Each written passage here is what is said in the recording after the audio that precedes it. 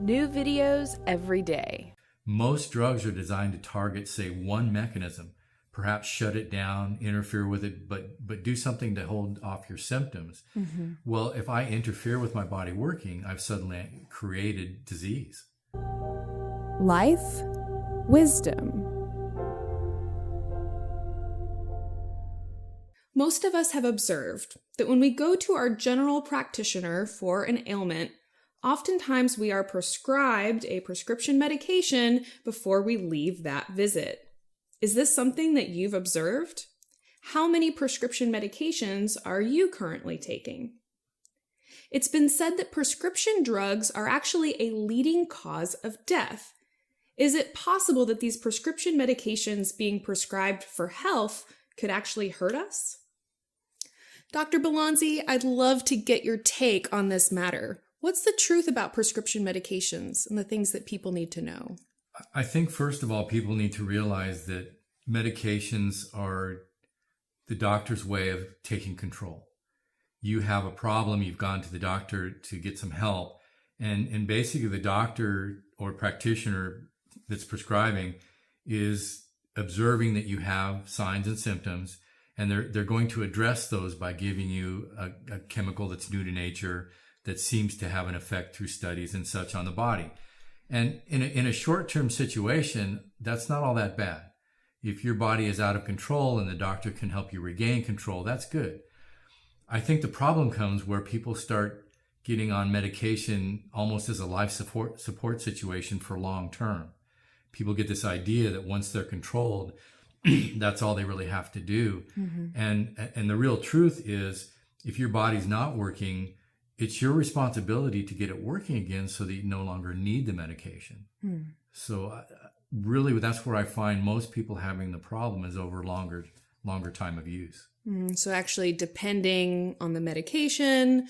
Instead of health. Potentially indefinitely in Right. many cases.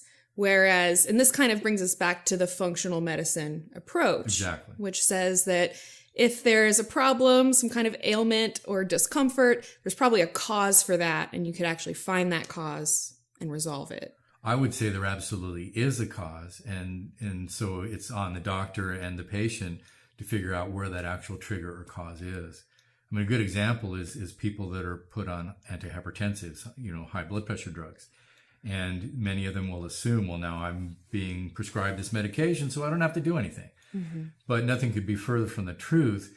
The fact that a practitioner had to give you something to control your blood pressure means that there's something wrong.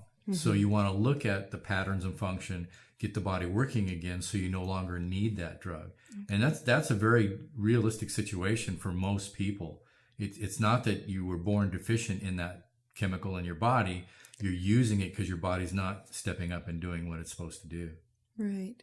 So when we hear about iatrogenic deaths or deaths that result from prescriptions or from medical errors, what do you think consumers need to know about those deaths? Well, realize that there is a real risk there, that many side effects, even up to death, are caused by properly prescribed drugs. It's not necessarily that the doctor intentionally did something wrong. I mean, hopefully the doctor's doing what they can to help.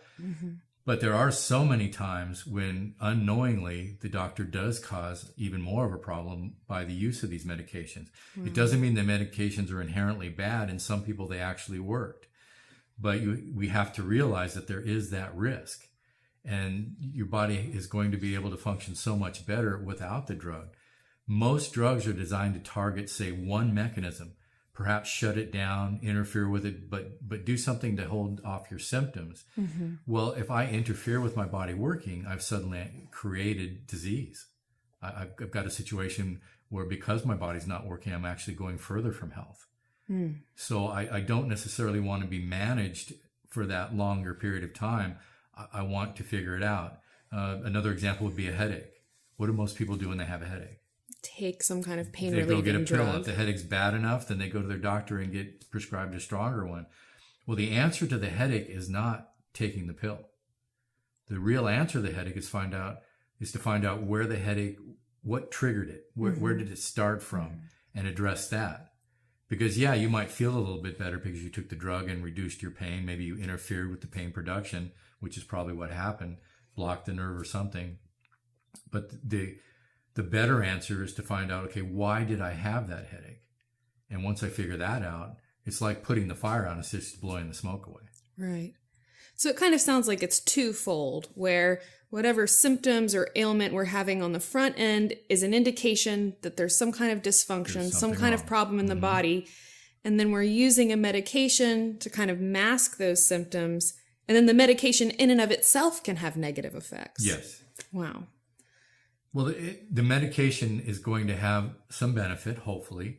And like I said, it's really a matter of getting things back under control. Mm-hmm. If I have high blood pressure, I don't want to just live with high blood pressure. I can get strokes. I mean, there's all kinds of side effects to that. Mm-hmm. So I want to do something to bring my blood pressure down until I, on my own, can figure out, well, maybe I need to reduce inflammation or lose some weight, or what is the reason for the high blood pressure? Right. Once I've addressed that, then I no longer need the medication. Mm-hmm. And that would really be a better scenario if we get people to understand that.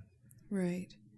Now, I think what's important, when we're talking about these iatrogenic deaths and we're looking at the role of mainstream medicine and potentially maybe causing more problems in certain cases, I think it's important to consider, like you said, it's not that these doctors mean any ill harm or that the doctors are really remiss for anything, but often maybe they just don't know about the contraindications of drugs, or maybe they don't know, how a certain person is going to respond, because every different person potentially can have different side effects on these medications. It's both, because first of all, the doctor may not be aware of certain side effects.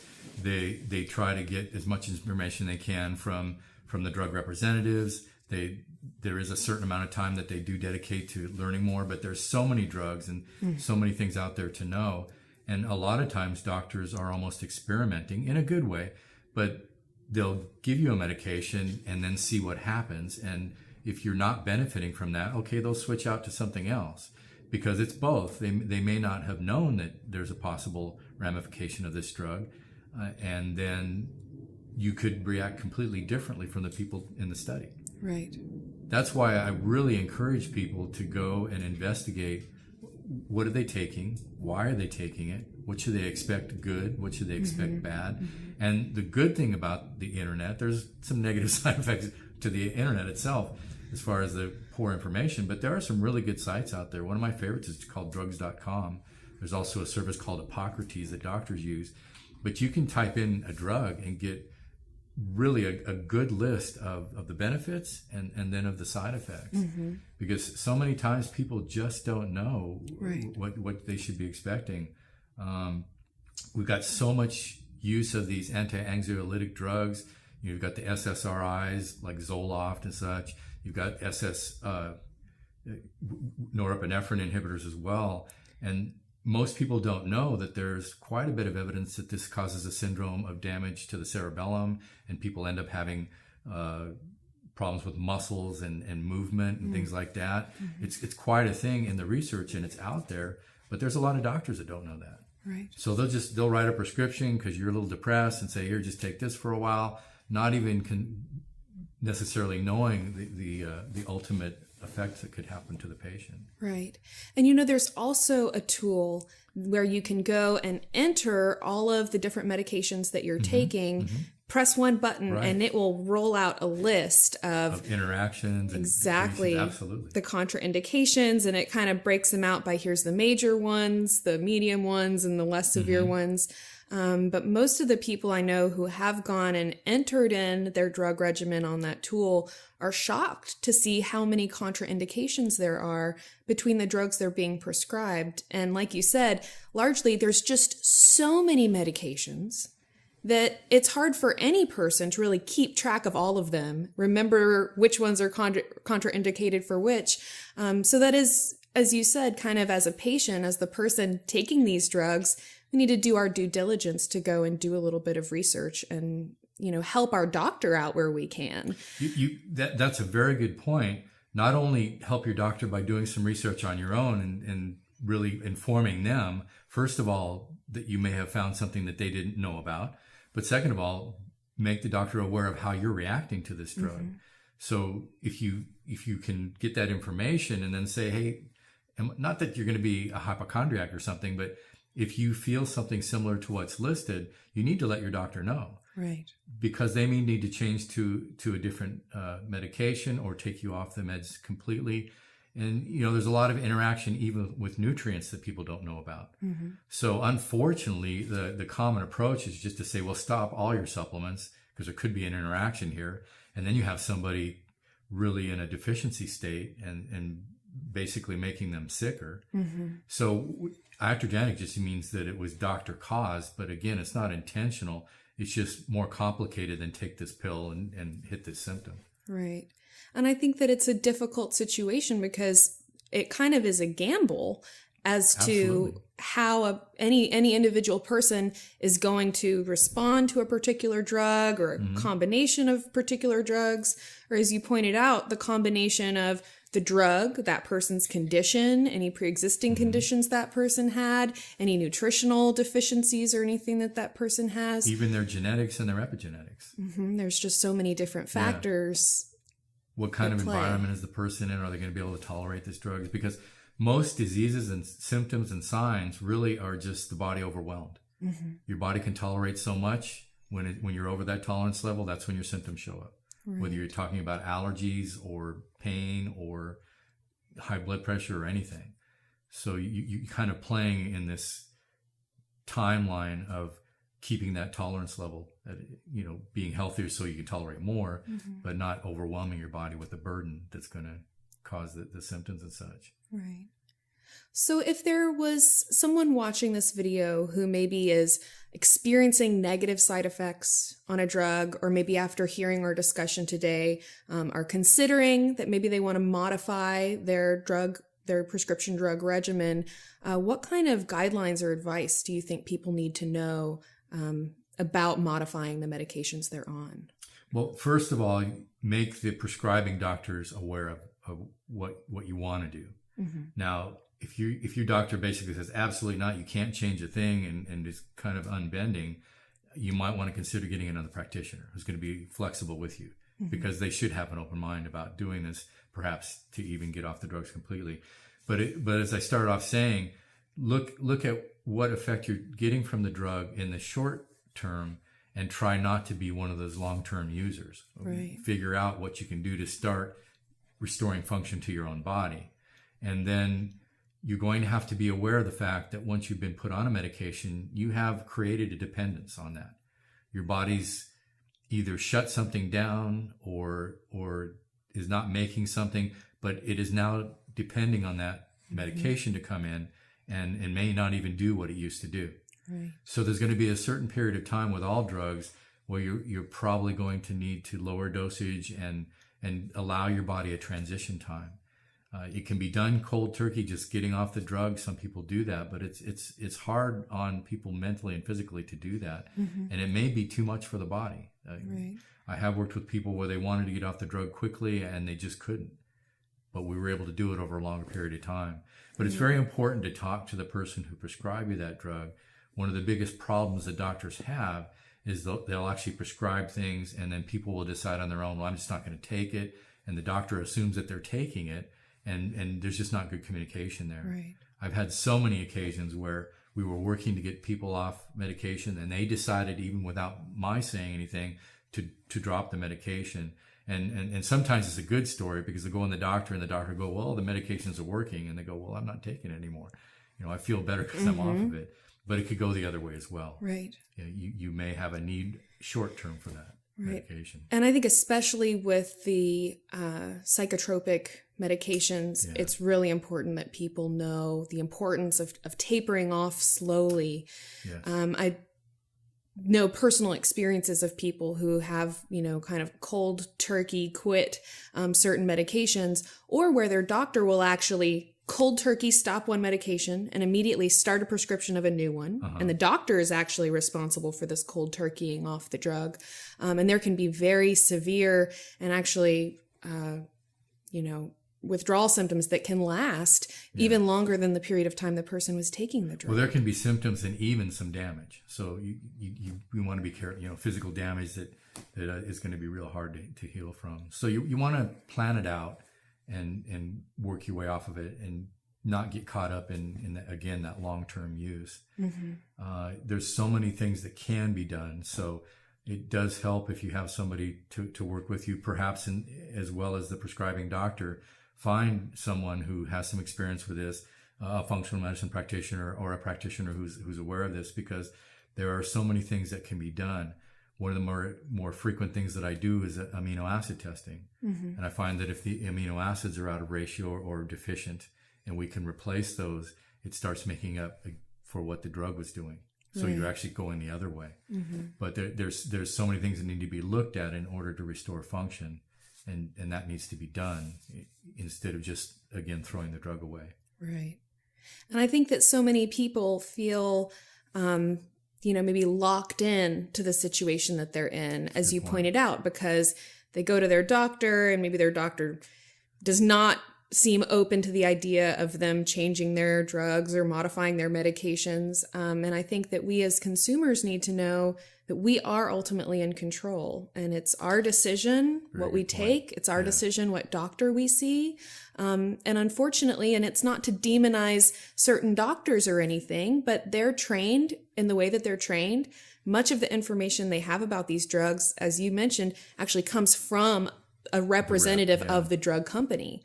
So oftentimes they don't learn the contraindications. They don't learn the withdrawal symptoms. Well, they hear some good about the drug, but they don't necessarily hear the negative side. Exactly. So it's not that all doctors are bad or anything like that. I think some are just misinformed, or they just kind of have this, prescription drug toolkit. And maybe they don't really understand the other, functional approaches to helping people with these issues. Well, they don't. Doctors don't approach things in a functional manner. They know the physiology of the drug. They know what the drug's supposed to do, that they're trying to get the effect.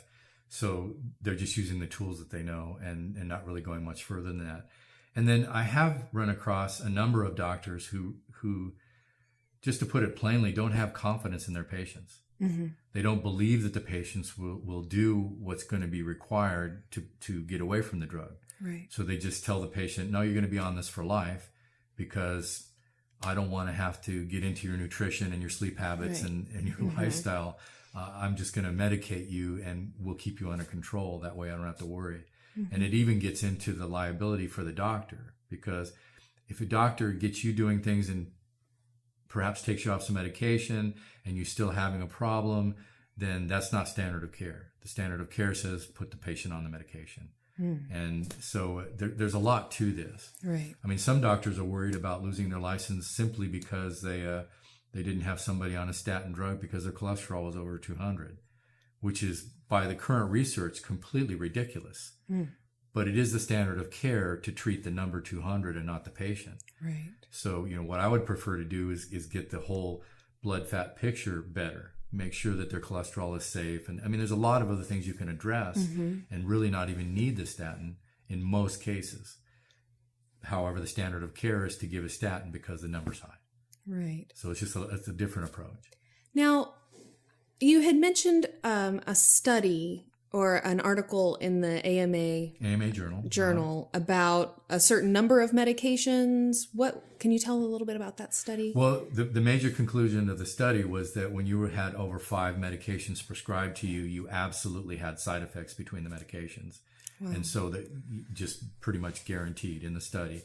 And then they also made reference to the fact that if you were getting more than 15, 16 medications, you probably needed to talk to your prescribing doctors, because it wasn't necessarily unethical, but something's going on. That's that's probably an over too high a number of medications to be on. Wow.